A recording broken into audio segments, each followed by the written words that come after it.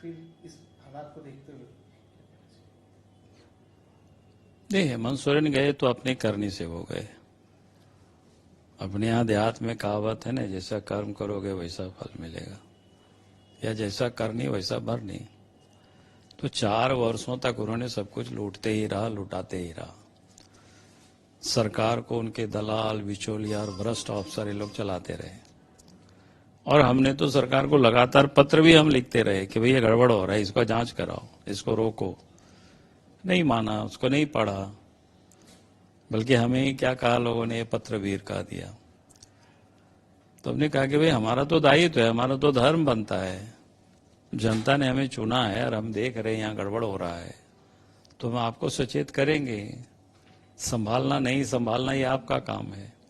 अगर शायद वो संभल जाते तो मुझे लगता है कि शायद आज ये दिन उनको नहीं देखना पड़ता, लेकिन वो संभले नहीं तो अब उनको ये दिन देखना पड़ा। मुख्यमंत्री से त्यागपत्र दे करके अब होटवार जेल चले गए। 5 दिन की न्यायिक हिरासत में भेज दिया गया है उनको। अब ये तो कानूनी मामला है, इस प्रक्रिया से हमारा कोई ताल्लुकात नहीं, कोई मतलब नहीं है। सुप्रीम कोर्ट में भी गए थे, वहां पे भी कहा कि हाईकोर्ट जाइए, हाईकोर्ट। वही मैं कह रहा हूँ कि ये जो कि सब कानूनी मामला है, इस पर उस पर हमको कुछ भी नहीं बोलना है। शपथ ग्रहण एक तरफ हो रहा है, एक तरफ जो विधायक हैं कांग्रेस के और भी जेएमएम के सारे विधायक रांची से वो लोग हैदराबाद की ओर रवाना होते हैं। क्या कहना चाहेंगे, किस बात की डर है?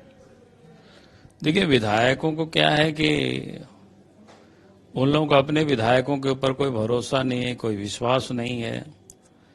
उनको लगता है कि अगर यहाँ खुले हम लोग छोड़ दिए, पता नहीं कि विधायक लोग यहाँ से वहां कहीं भाग सकता है, जो कि स्वाभाविक है। जिन्होंने 4 वर्षों तक राज्य के लिए कुछ काम नहीं किया हो, तब फिर वैसे लोग क्या करेंगे, उनसे तो घबराएंगे ही ना। तो इसीलिए सरकार को चिंता है, या चंपे को चिंता है कि वैसी हालत में लोग इधर उधर विधायक लोग छोड़ भी दे सकते हैं, तो क्यों नहीं पकड़ के रखा जाए।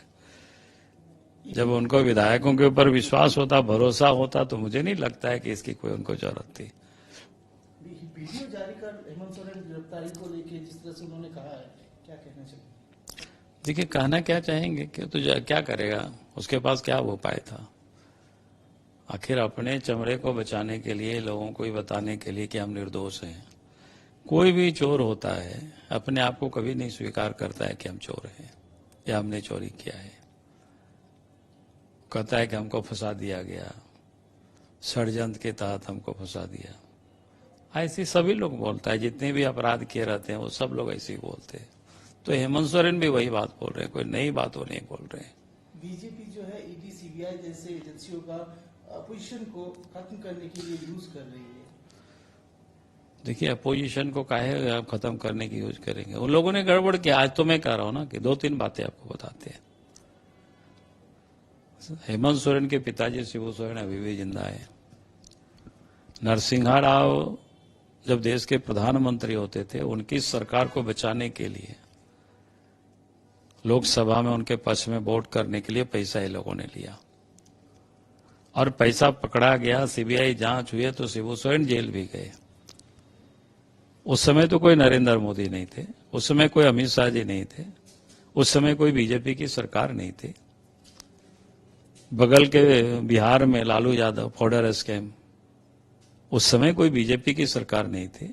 सरकार तो इन्हीं लोगों की थी दिल्ली में, ये भी अपने मुख्यमंत्री। तो उस समय देश में कोई अमित शाह जी नहीं थे, न नरेंद्र मोदी जी उस समय थे प्रधानमंत्री। तो आप जब करेंगे, गड़बड़ करेंगे, तो फिर पकड़ करके जेल में बंद कर दिया। उस समय उनको त्यागपत्र देना पड़ा, अभी और जेल चले गए। मैंने कुछ यहाँ चूंकि आसपास की मामला है इसलिए मैंने इसको उदाहरण किया, ऐसे तो देश भर में अनेक उदाहरण है। भाई गड़बड़ आप करेंगे तो जेल कौन जाएगा? हमारे पार्टी के नेताओं ने तो हर हमेशा दिखाया है कि, अब याद करिए बीजेपी के नेताओं की, मदन लाल खुराना तो मुख्यमंत्री थे, हवाला कांड में चर्चा हुई तो उन्होंने त्यागपत्र दिया। आडवाणी जी लीडर थे, उनके ऊपर भी हवाला का जो आरोप लगा था, उन्होंने त्यागपत्र दिया, कहा कि जांच से जब तक मुक्त नहीं होंगे पार्लियामेंट में कदम नहीं रखेंगे। तो इसलिए बीजेपी के साथ ये लोग अपने आप को तुलना करते हैं और बार बार ये लोग कहते हैं कि साहब बीजेपी की सरकार है, हम अपोजिशन को तंग कर रहे हैं। भाई कौन नहीं जानता इन्होंने इतना अकुत संपत्ति कहां से पैदा की, कौन से फैक्ट्री चलता है हेमंत सोरेन का। लालू एंड परिवार ने इतनी संपत्ति अर्जित की, कौन सी फैक्ट्री ये लोग चला रहे थे, कितना पैसा इन लोगों ने कमाया। कोई टाटा तो नहीं थे, कोई अंबानी नहीं थे, कोई बिरला नहीं थे। तो ये लोग बार बार बोलता है लोगों के सामने कि हम लोग को फंसा रहा है, भाई काय को फंसाएगा, तो लोग खुद फंसे हुए हो भ्रष्टाचार में। तब एजेंसी जांच करेगी, फिर एजेंसी पकड़ेगी ही। मोदी जी ने कहा है कि ना खाएंगे ना खाने देंगे। तो ऐसे पब्लिक की संपत्ति को कैसे हड़प लोगे, कैसे उसको दौलत लूट लोगे। अरे राजकीय मुख्यमंत्री होता है तो सिर्फ कस्टोडियन होता है, एग्जीक्यूटिव रूल जो बना रहता है उसके तहत उसको काम करना होता है। आप उसको अपने ढंग से सब कुछ करेंगे, साहब नदी के सब बालू को लूट लेंगे, लुटवा देंगे, पत्थर की खदान को सब लुटवा देंगे, कोयला की, आयरन ओर की, यहां तक की जमीनों को आप लुटवा देंगे।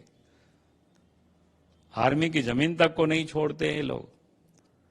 फर्जी कागजात बनवाएंगे, नाम बदल बदल करके परचेज करेंगे। ये क्या कहता है। और इसके बाद भी कह रहे हो कि हमको फंसाया जा रहा है, हमारे साथ षड्यंत्र हो रहा है। यह कैसे बात है भाई। ममता बनर्जी ट्वीट करके हेमंत सोरेन की संपत्ति में कह रही है कि ट्राइबल नेता को परेशान किया जा रहा है। लोकसभा चुनाव से पहले बीजेपी का ये एक एजेंडा है जो चलाया जा रहा है। हमने कहा कि इसी झारखंड में हेमंत सोरेन की गिरफ्तारी के पहले 2 IAS अफसर जेल में बंद है, कई इंजीनियर बंद है, वो लोग कोई आदिवासी नहीं है।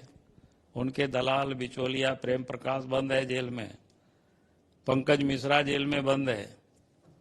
भारतीय दंड संहिता में आदिवासी और गैर आदिवासी के लिए अलग अलग कोई कानून नहीं बनी हुई है। आप जो गड़बड़ करेंगे उस कानून के मुताबिक आपको सजा मिलेगा। इस तरह का जो ट्राइबल के तौर पे जिस तरह से उन्होंने ट्वीट किया है ममता बनर्जी ने, क्या अब हमने कहा कि भाई वो क्यों नहीं ट्वीट करेगी, उनके भी तो एक मंत्री जेल में बंद है।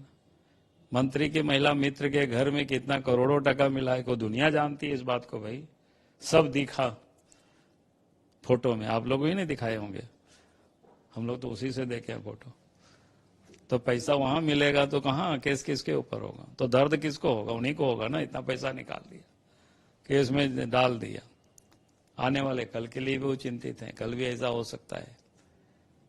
क्या लग रहा है ममता बनर्जी भी कहीं ना कहीं कटघरे में खड़े हो सकते हैं? अरे जब उनके मंत्रिमंडल के और उनके कई लोगों के यहाँ अभी भी कुछ दिन पहले CBI गए थे ना, नहीं ED वाले गए थे ना किसी को पकड़ने के लिए, जो क्या बोलते हैं,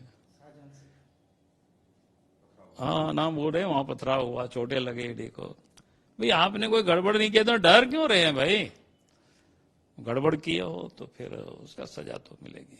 इंडिया अलायंस की जो कहा जा रहा है, जिस तरह से इस तरह हेमंत सोरेन, नीतीश कुमार, तो कहीं ना कहीं क्या दिख रहा है। अब अरविंद केजरीवाल भी अलग अलग होते हुए दिख रहे हैं, तो इंडिया अलायंस को लेकर क्या कहना चाहिए। अब इंडिया अलायंस तो क्या कहते हैं, पहले भी नहीं था, आगे भी नहीं रहेगी। आपने उन लोगों का बयान ही देखा कि ममता कहती है कि भाई हम यहाँ कोई सीट नहीं देंगे, कम्युनिस्ट को नहीं देंगे, कांग्रेस को नहीं देंगे, हमको यहाँ छोड़ दीजिए। आपका केजरीवाल के बारे में उन्होंने भी कहा है कि दिल्ली और पंजाब तो सब कह दिया है कि भाई यहाँ नहीं देंगे। तो ये उन लोगों का मामला है, वो जो दिख रहा है बयान जो आ रहा है उस पर मैं बोल रहा हूँ, बाकी तो उनका मामला है। तो कहने का अर्थ है कि इंडिया अलायंस क्या है कि भ्रष्टाचारियों की एक जमावड़ा है। क्योंकि मोदी जी से वो लोग इतना डरे हुए, खौफ खाए हुए, किसी भी प्रकार से वो बचे, और बचने के लिए वो एक गठबंधन बना करके ताकि अगला चुनाव को। लेकिन कितना बचोगे भाई, जनता उसको थोड़ी छोड़ेगी। उन लोगों की चरित्र को देख चुका है जनता ने, अतीत को देख चुका है भाई ये लोग क्या कर रहे हैं। झारखंड लोकसभा चुनाव को देखते हुए क्या बीजेपी तैयार है, कितनी सीटों की अब आप लोग इस बार। देखिए 12 सीट तो एनडीए गठबंधन पिछले बार जीती है, 2 सीट हम लोग नहीं जीते थे। इस बार की वो भी हम लोग जीतेंगे, 14 के 14 सीट जीतेंगे, उसकी हम लोग तैयारी में लगे हुए। ठीक है।